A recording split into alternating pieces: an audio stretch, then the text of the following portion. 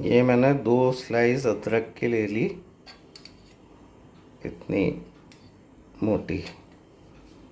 और ये काली मिर्च,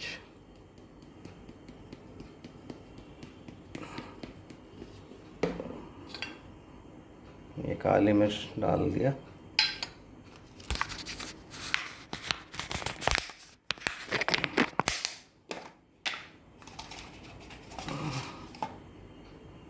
इसके ऊपर ये सेंधा नमक डाल दिया।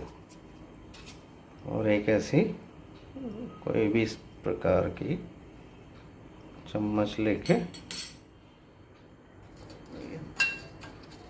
दोनों स्लाइस को सिंपली बस